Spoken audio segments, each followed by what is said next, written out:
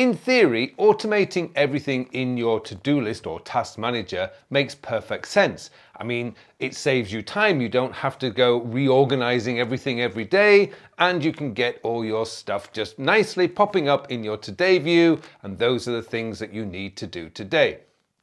Unfortunately, in practice, this is one of the reasons that you find your to-do list becomes overwhelming and just completely out of control.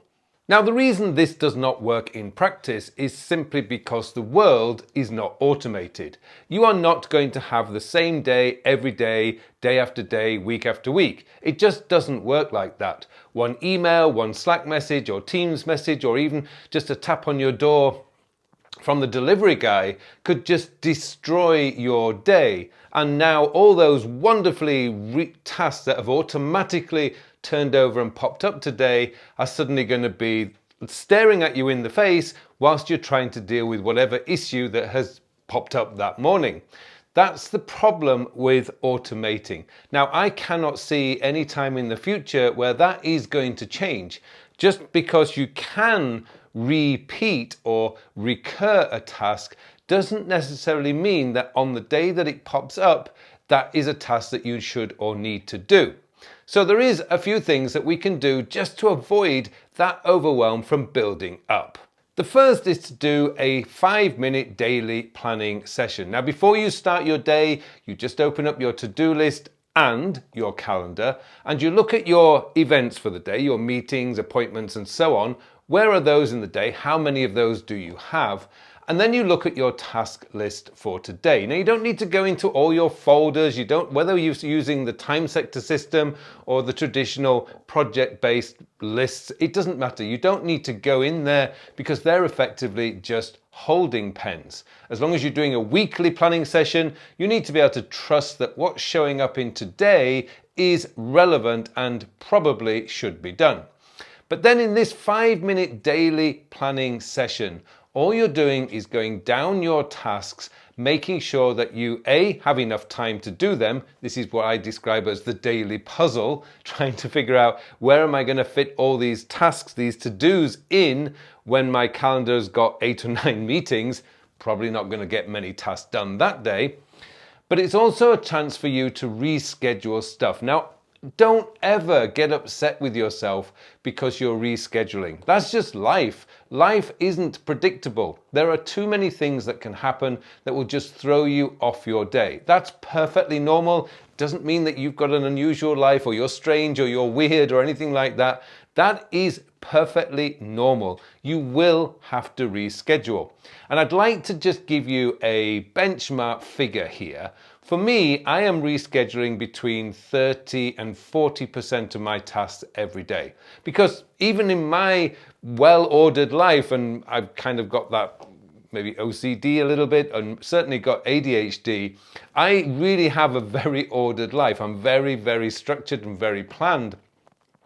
But even then, I'll wake up in the morning and one single email can just destroy that whole plan, and I just have to reschedule.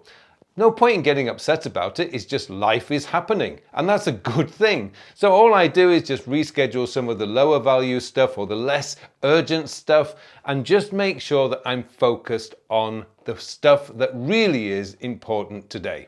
Now, a few weeks ago, I actually showed you a way that you could set up Todoist that really does focus you in on the day using the priorities. Now, you can set this up just by going into your Todoist and changing your today view into a board view, and then just grouping everything by priority. That's going to give you your P1, your P2, your P3, and the P4.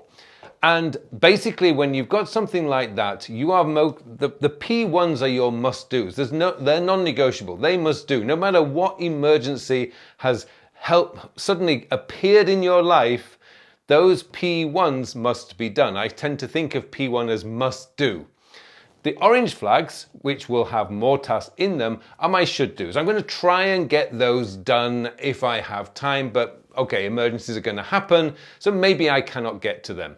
And then you've got your P3s, which I tend to treat as context-based tasks or could-dos, and that's if I'm in the right place with the right person and perhaps the right tool. And then the P4s are, well, if I'm bored and I really want to do some lower value stuff, I'll go to the P4s. Most of my P4s, I will be perfectly honest, get rescheduled. But that is an important part. I will reschedule these at the end of the day. I do not want to be starting the next day with a load of overdue tasks. I want to start the day in a focused view. These are the tasks that I really must get done today, and these are the tasks that I should get done if I get time. But by just giving myself 5 minutes in the morning, that really focuses me on the day. These are the things that must be done. These are my appointments. And then a few minutes, again, 5 minutes at the end of the day, where I look at what I've done and what I haven't done, and just reschedule. Now, here's a little thing that you want to be avoiding. Don't automatically reschedule these overdue or incomplete tasks for the next day. That's how the backlogs build up, because you need to actually look again at your calendar to see how many meetings you've got tomorrow. Now, I'll just give you a quick example. On a Thursday, I have 7 or 8 hours worth of calls with my coaching clients. It's a long day. I love that day because there's no point in me trying to do a lot of tasks.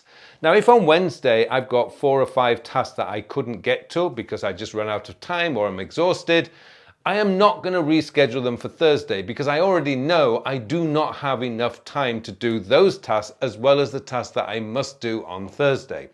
So I'm going to be looking at Friday or Saturday to see if I can do some of these tasks back then.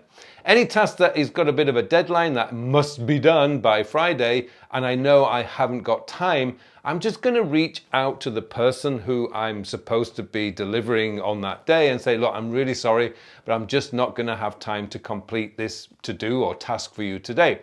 90% of the time that person is going to say, fine, that's no problem, let me have it when you're ready.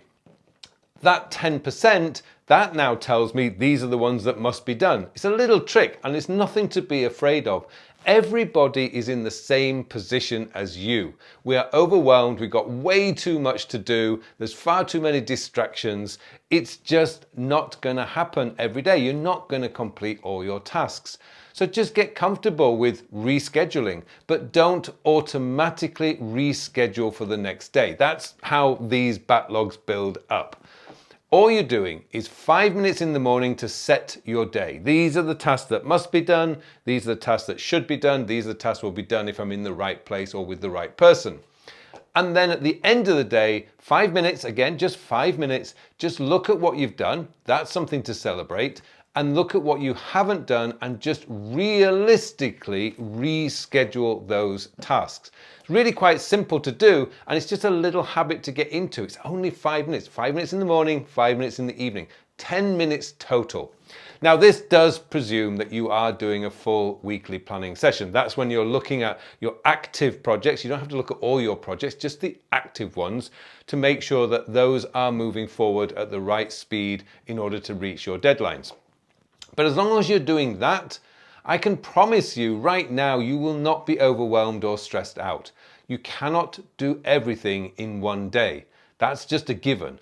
All you need to do is plan out your day and just make sure that you're doing the right things. Those are the most important, what I call my must-do tasks every day. Get those done and you'll find by the end of the week that you don't have any backlogs and you're doing pretty well with your productivity.